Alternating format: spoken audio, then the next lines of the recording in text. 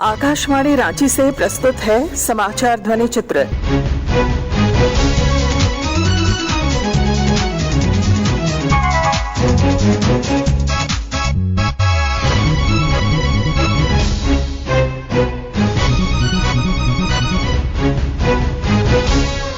इस अंक में वन महोत्सव, विश्व आदिवासी दिवस और रेल परियोजनाएं।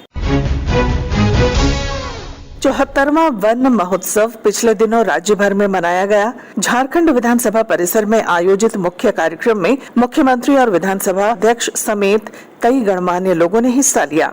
कार्यक्रम की शुरुआत में पर्यावरण गीत प्रस्तुत किया गया।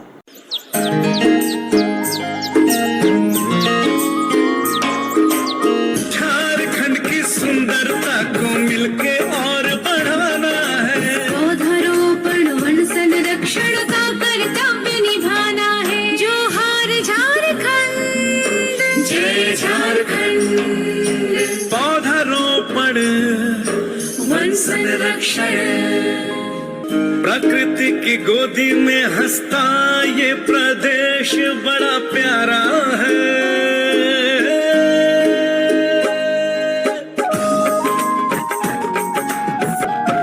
यहाँ के जीवन यापन में भी वन का बड़ा सहारा है। यहाँ के जीवन यापन में भी वन का बड़ा सहारा है।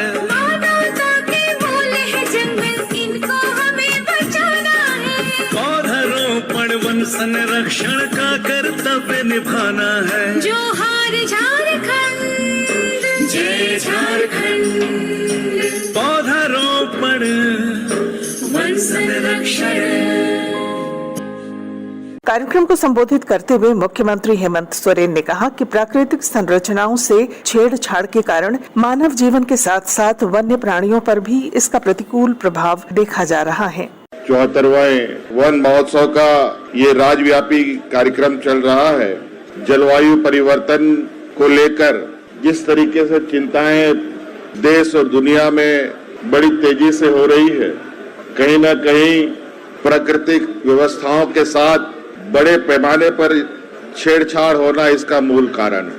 प्रकृति के साथ छेड़खानी या उसके साथ अन्य प्रकार के कार्य हों जिसके माध्यम से कहीं न कहीं कोई न कोई प्राणी इससे प्रभावित होता है, चाहे वो मानव जीवन हो, चाहे वो वन्य प्राणी हो, चाहे वो जल प्राणी हो।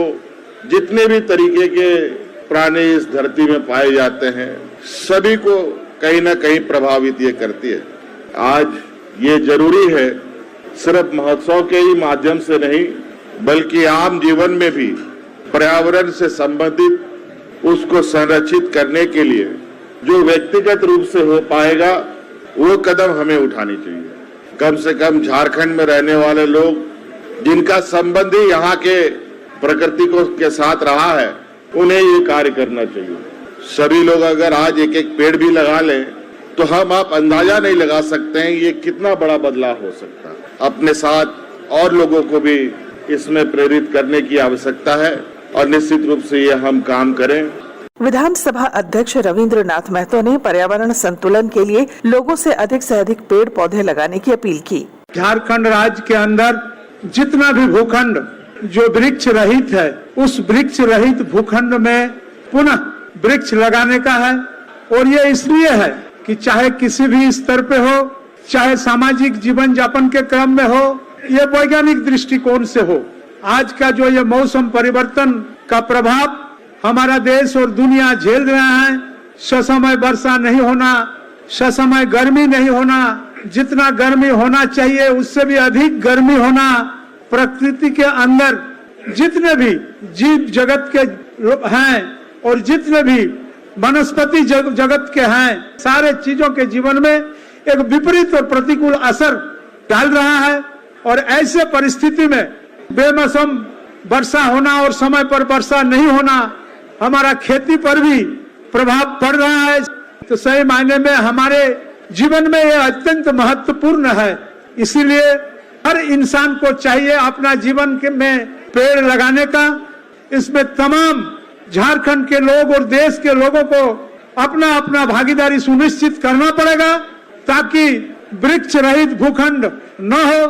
5-5 पेड़ अपना जमीन में लगाने की जरूरत है। अगर किसी के पास जमीन न भी है तो जो भी सरकारी जमीन उपलब्ध है गांव में, उसमें भी वृक्ष लगाना चाहिए। झारखंड समेत पूरे देश में आगामी 9 अगस्त को विश्व आदिवासी दिवस मनाने की तैयारियां जोरों पर हैं। प्रसार भारती संवाददाता दिवाकर कुमार ने आदिवासी बहुल झारखंड राज्य के 23 वर्षों की अब तक की यात्रा पर राज्यपाल सीपी राधाकृष्णन से बातचीत की। पेश है इसके कुछ अंश। नमस्कार। 9 अगस्त को पूरे दुनिया में अंतर्राष्ट्रीय आदिवासी दिवस मनाया जाता है। किस तरीके से इसकी महत्ता है और किस तरीके से झारखंड जैसे राज्य, जो एक तरीके से आदिवासी को ध्यान में रखकर 23 वर्ष पहले आदिवासी राज्य के रूप में झारखंड बना था बिहार से अलग होकर, इस 23 वर्षों के सफर में किस तरीके से झारखंड में आदिवासियों का उत्थान हुआ है और क्या कुछ अभी और भी करने की जरूरत है, आज हम बात करेंगे इसी मुद्दे पर। हमारे साथ बातचीत करने के लिए राज्यपाल सीपी राधाकृष्णन जी हैं। राज्यपाल सीपी राधाकृष्णन जी, इन्होंने झारखंड के सभी 24 जिलों में सड़क मार्ग से भ्रमण किया है और यहाँ पर जो कह सकते हैं आदिवासी उत्थान के लिए काम हो रहे हैं, यहाँ के जो सेल्फ हेल्प ग्रुप्स हैं, यहाँ की जो महिलाएं हैं, बच्चियां हैं, जो विद्यार्थी हैं, सभी लोगों से इन्होंने संवाद किया है। किस तरीके का अनुभव रहा है आपका? As I took over as the governor's oath, I said I will not wait for the people to come to the Raj Bhavan, rather I will take the Raj Bhavan to the people. Based on that theme, I have toured in these 4.5 months, I have toured all the 24 districts and I met the people in their village. That gives me a lot of ground realities.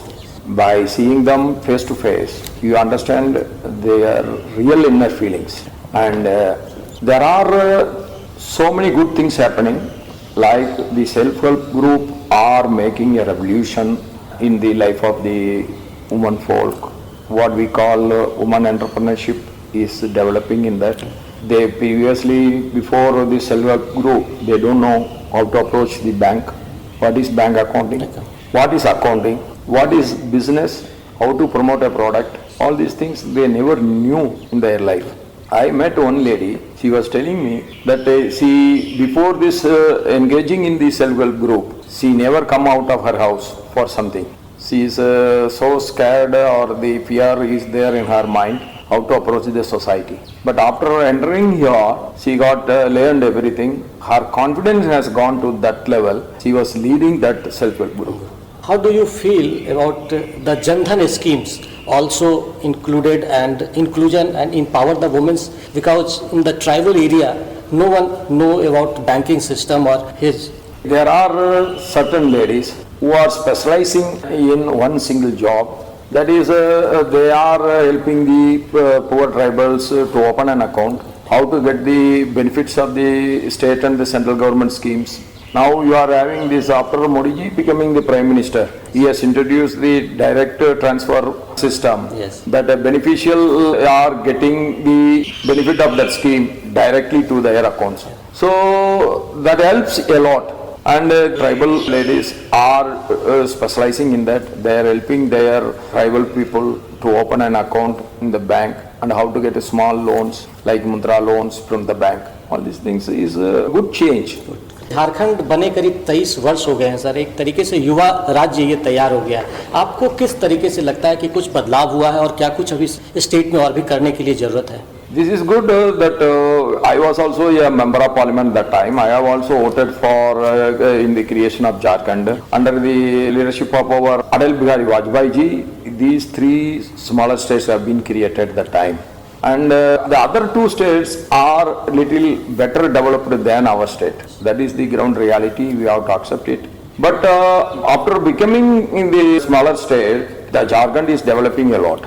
There is no doubt about it. But whether we have developed to the up to the mark or the whether we have developed to our satisfaction or the requirement of the poor people, that is questionable. We have to go a long way, no doubt about it. But this helps a lot. This smaller states creation helps a lot for the people.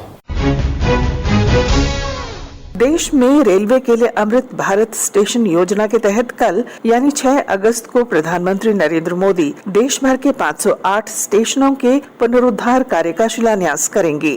Akashvani प्रतिनिधि शिल्पी ने दक्षिण पूर्व railway के मंडल rail प्रबंधक से इस संबंध में बातचीत की। 6 अगस्त को प्रधानमंत्री नरेंद्र मोदी जी अमृत भारत स्टेशन योजना के तहत देश में कुल 508 स्टेशन का शिलान्यास करेंगे, उनके पुनर्विकास कार्यक्रम का। तो इस बारे में आप क्या जानकारी देंगे? प्रधानमंत्री जी का जो विजन है वो रेल के प्रति बहुत ही बड़ा विजन है, जिसके अंतर्गत उन्होंने रेल के बहुआयामी विकास के लिए बहुत सारी योजनाएं बनाई है। नई लाइनें बनानी हो, नई गाड़ियां चलानी हो, सेफ्टी को इम्प्रूव करना हो या पैसेंजर्स को सुविधाएं देनी हो, चारों तरफ उन्होंने कार्य के लिए योजनाएं बनाई हैं। ये जो 6 तारीख का प्रोग्राम हो रहा है, ये हमारा अमृत भारत स्टेशन स्कीम जो प्रधानमंत्री जी ने डेवलप करी है, इसके अंतर्गत देश भर में 1309 स्टेशंस का सिलेक्शन किया गया है और 1309 स्टेशंस में से 508 स्टेशंस का शिलान्यास, उनके पुनर्निर्माण का शिलान्यास किया जा रहा है प्रधानमंत्री जी द्वारा वीडियो कॉन्फ्रेंसिंग में। 1309 में से 57 झारखंड के हैं और 508 में से 20 जो 6 तारीख को होंगे 20 झारखंड के हैं। तो झारखंड के कौन से प्रमुख स्टेशंस हैं जिनका ये झारखंड के जो प्रमुख स्टेशंस हैं वो बोकारो है, चंद्रपुरा है, गोमो है, कटरासगढ़ है, कुमारडुबी है, घाटशिला है, नगर उंतारी है, गढ़वा टाउन है, पारसनाथ है, हजारीबाग रोड है, कोडरमा है, लातेहार है, डाल्टनगंज, गढ़वा रोड, बरकाकाना, हतिया, पिस्का, साहिबगंज, राजखसुआ और मनोहरपुर। ये 20 स्टेशन है जो झारखंड के हैं। तो ये 6 अगस्त वाला जो कार्यक्रम होगा जिसमें प्रधानमंत्री हमारे साथ ऑनलाइन जुड़ेंगे, इसमें यहाँ पर मुख्य अतिथि के रूप में कौन रहेंगे? यहाँ पे तो गवर्नर साहब रहेंगे हतिया में।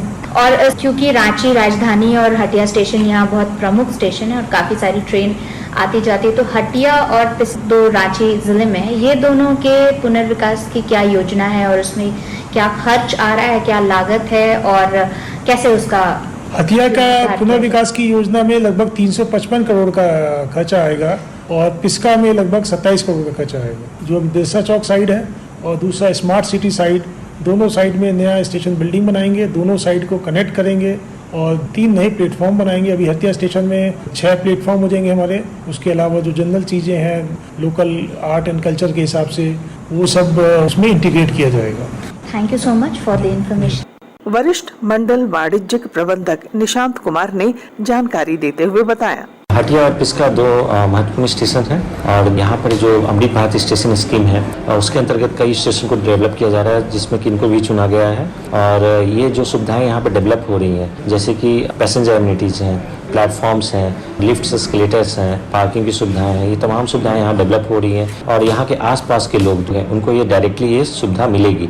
रांची के जो लोग हैं आसपास के उसको ये सुविधा मिलने वाली है। साथ साथ पिस्का स्टेशन है जो कि इम्पॉर्टेंट स्टेशन है, जो कि स्मार्ट सिटी के विसिनिटी में है, या आप कह सकते हैं कि विधानसभा जो नया हमारा है और झारखंड हाई कोर्ट है, तो यहाँ से पिस्का की भी नज़दीकी देखी जा सकती है। तो पिस्का को डेवलप करना मतलब कि ओवरऑल रांची का डेवलपमेंट है। स्मार्ट सिटीज के लिए ये कैसे लाभकारी होगा, सिटीजन सेंट्रिक कैसे होगा? ये स्मार्ट स्टेशन की तरह ही हम हटिया को देख सकते हैं कि ये जो अभी हम सुविधाएं देख रहे हैं वो एक स्मार्ट सुविधा मिल रहा है। यहाँ पे जैसे कि लिफ्ट्स हैं, एस्केलेटर हैं, जो कि आज लिमिटेड हैं, लेकिन आने वाले टाइम में ये हर प्लेटफॉर्म और हर जगह देखने को मिलेगा स्टेशंस पे। जैसे कि साइनेज हैं वो डेवलप कर रहे हैं, काफ़ी अच्छे अच्छे साइनेजेस लगाए जा रहे हैं जिसमें कि आपको बहुत यूजर फ्रेंडली होगा। तो ये तमाम चीज़ें स्मार्टनेस की ही तरफ ही ध्यान दे रहा है। जैसे कि स्मार्ट सिटी है तो उस तरह से स्मार्ट स्टेशन भी हमारा डेवलप हो रहा है। इस प्रोजेक्ट की कंप्लीशन का टाइम फ्रेम क्या होगा?